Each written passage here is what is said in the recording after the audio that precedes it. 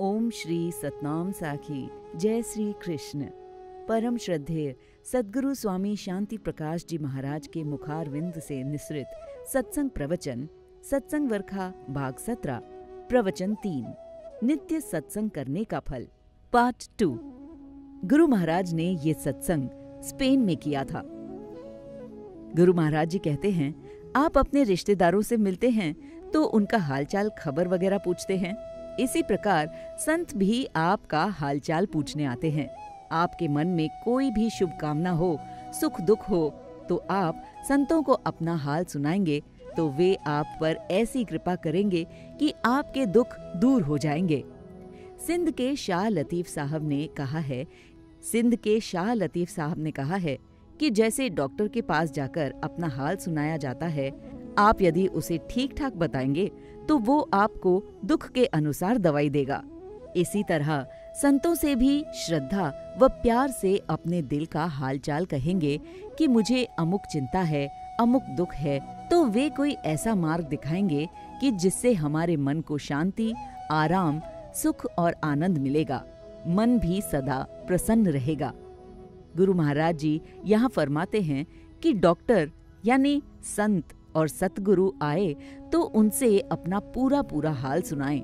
यदि आप ऐसा नहीं करेंगे तो फिर पछताते रहेंगे।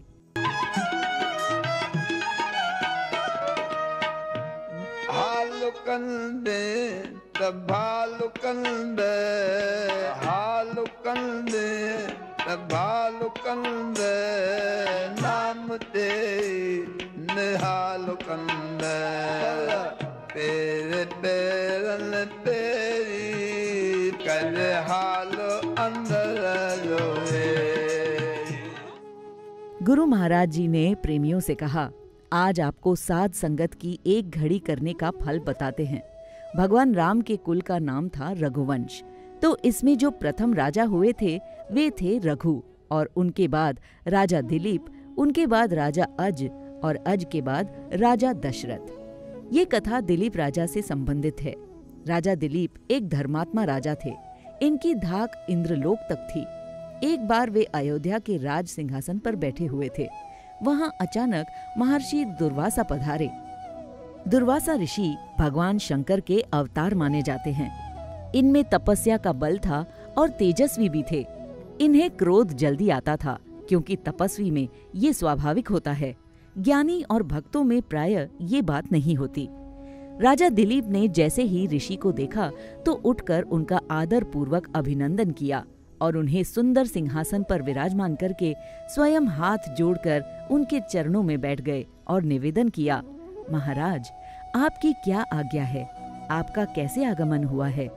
दुर्वासा ऋषि ने कहा, मैं आपके पास एक कार्यवश आया हूँ।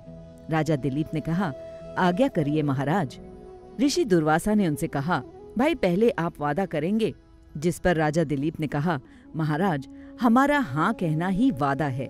हम रघुवंशी हैं, वचन देकर फिर मुकरते नहीं हैं।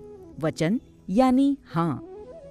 रघुवंशियों की एक नीति होती है कि वे जो एक बार बाण छोड़ते हैं वह अमोघ बाण कहा जाता था, यानी उसका क्षय नहीं होता था। भगवान राम एक ही बार बाण छोड़ते थे।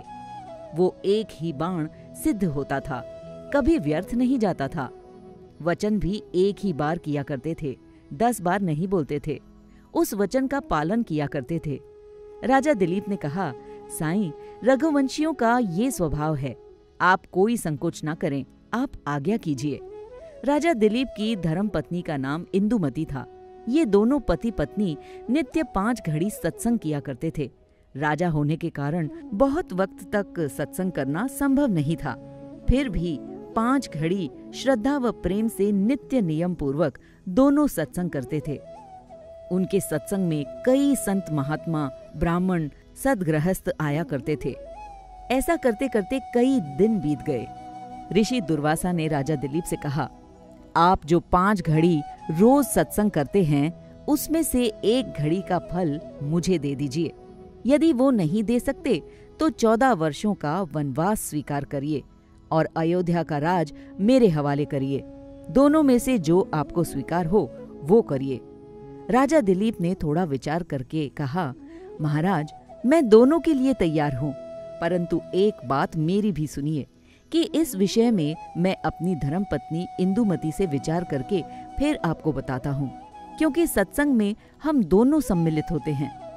राज्य तो मेरे अधीन है, वो मैं आपको दे सकता हूँ, पर सत्संग में रानी ने भी साथ दिया है। गुरु महाराज ने कहा, प्रेमियों, पति जो धर्म पुण्य करता है उसमें से आधा हिस्सा स्त्री का भी रहता है। इतना कहकर राजा दिलीप अपनी पत्नी के पास आए। पति को जल्दी आया देखकर इंदुमती ने उसका कारण पूछा। राजा दिलीप ने कहा, इंदुमती, आज आपसे एक सलाह लेने आया हूँ। दुर्वासा ऋषि पधारे हैं।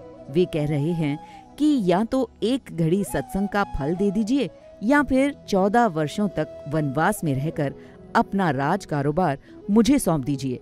अब तुम्हारी जो इच्छा हो। इंदुमती ने राजा दिलीप से पूछा, आपने कोई वचन दिया है क्या? राजा दिलीप ने कहा, नहीं, मैंने कहा कि मैं इंदुमती से पूछ कर आता हूँ। इंदुमती ने उत्तर दिया, ये आपने ठीक किया। सुनिए, यदि मेरी सलाह माने तो आप राज कारोबार उन्हें दे दें।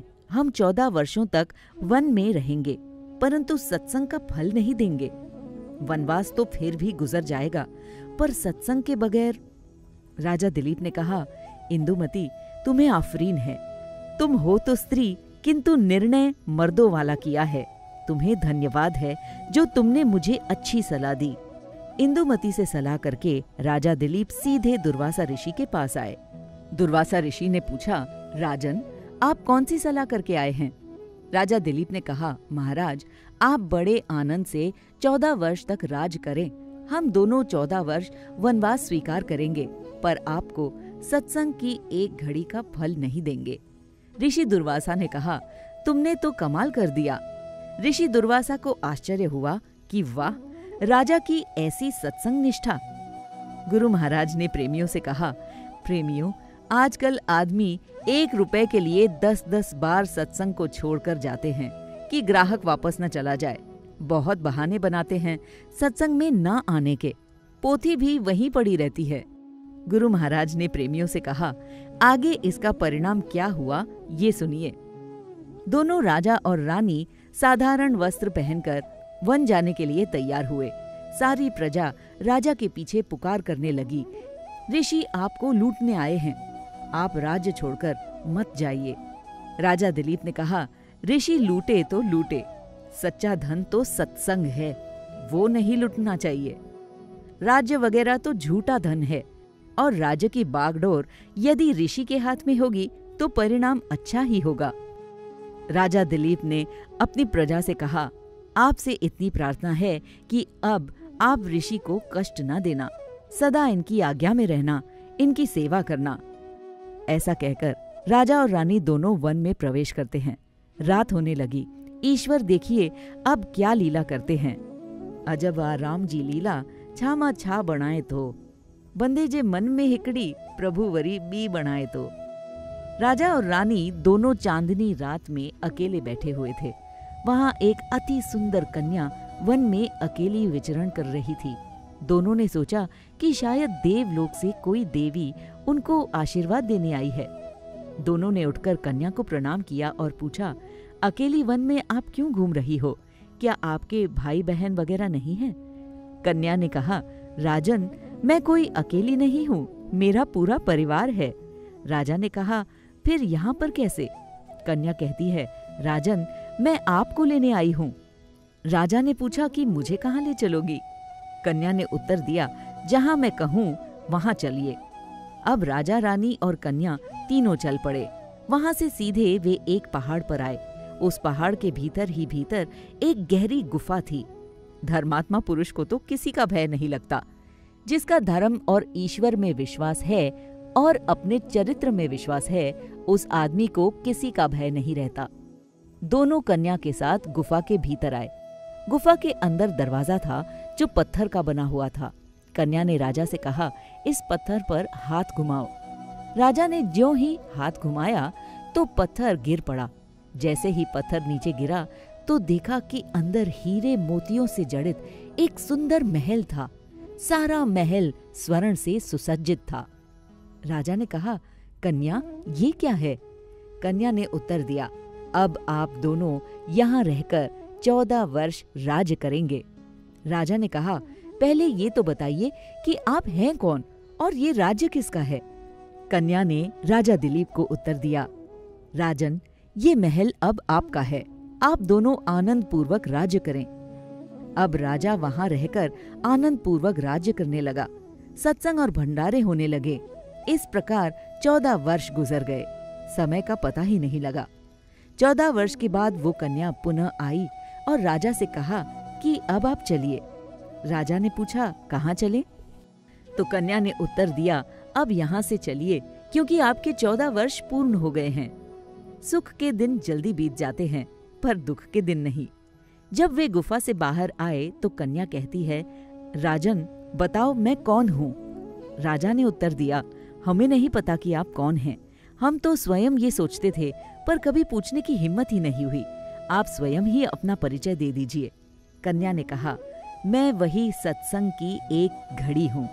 आपने आज ऐसा काम करके दिखाया है जिससे आपकी तीनों लोकों में प्रसिद्धि हो गई है। आपने सत्संग के बदले 14 वर्ष वनवास कबूल किया। आपके इस साहस व निष्ठा की सभी प्रशंसा कर रहे हैं। मैं कन्या के रूप में वही सत्संग की एक घड़ी हूँ। मैं आपकी सेवा करके धन्य हुई हूँ।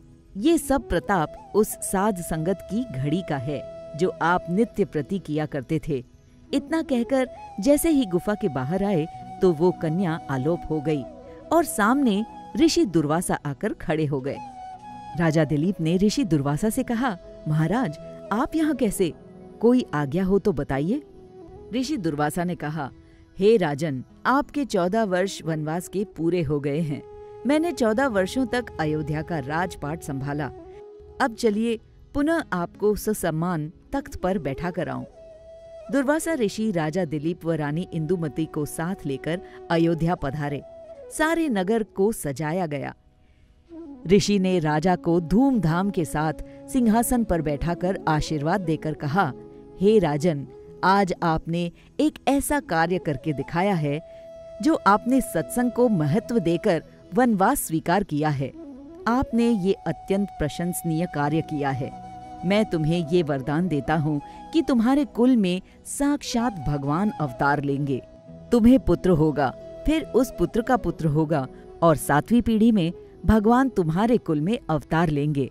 और दूसरा, तुम्हारे कुल में जो अवतार लेंगे उन्हें 14 वर्ष वनवास अवश्य भोगना पड़ेगा। धर्म की रक्षा के लिए, सदाचार की वृद्धि के लिए और देवताओं की जीत करने के लिए। राजा दिलीप ने ऋषि दुर्वासा से कहा, 14 वर्ष का वनवास कबूल है, परंतु भगवान तो अवतार लेंगे ना? गुरु महाराज जी ने कहा, अतएव आप भी ऐसे सत्संग करते रहें जैसे ये संस्कार आपके पुत्रों, पौत्रों, पर पौत्रों में मजबूती से पड़ जाए। यदि आपकी भी ऐसे 2-4 पीढ़ियां सत्संग करेंगी तो आपके कुल में भी ईश्वर अवतार ले सकते हैं। बोलिए सतगुरुदेव भगवान की जय।